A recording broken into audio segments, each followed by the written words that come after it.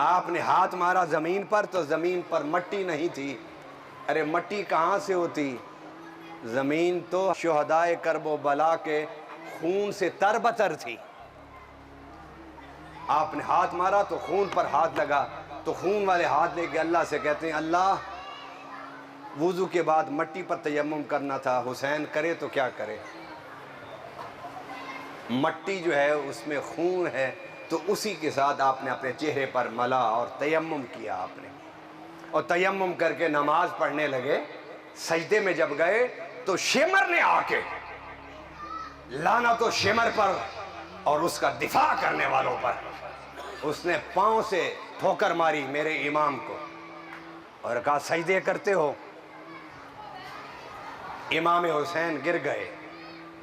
جب گرے تو سینے پر بیٹھ گیا اور کہنے لگا حسین تیار ہو جاؤ، میں تمہارا گلا کاٹنے لگا ہوں. تو میرے امام نے کہا کہ میں جب مدینہ سے چلا تھا مجھے پتا تھا کہ میرے نانا کی ان حدیثوں کا پورا ہونے کا وقت آ گیا ہے، کہ حضور میرے حلقوم کو چومتے تھے اور روتے تھے.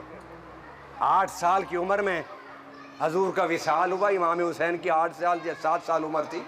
ساری حدیثیں ان کو پتہ تھی کہ میرے بارے میں شہادت کے واقعات جو بیان ہوتے تھے. آ کر پیٹھ پر بیٹھ گئے امام حسین. صحابہ بھاگے کہ حسین کو پیٹھ سے اتارے.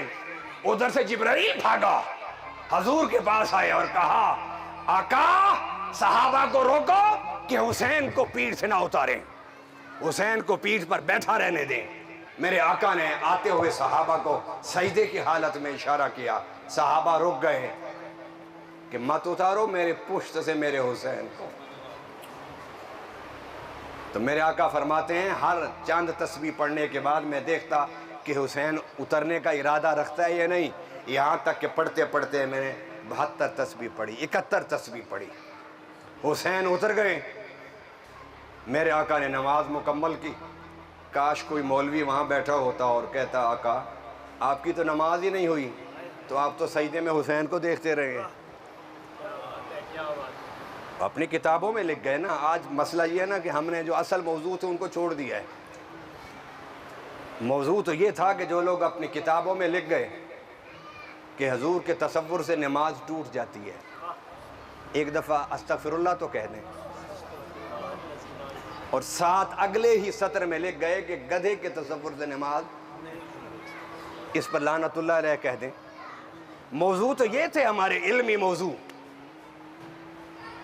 کاش کوئی حضور کے پاس جاتا کہتا حضور آپ تو حسین حسین کرتے رہے، حسین کو دیکھتے رہے سجدے میں، تو نماز کیسے ہوئی آقا؟ دوبارہ پڑھیے.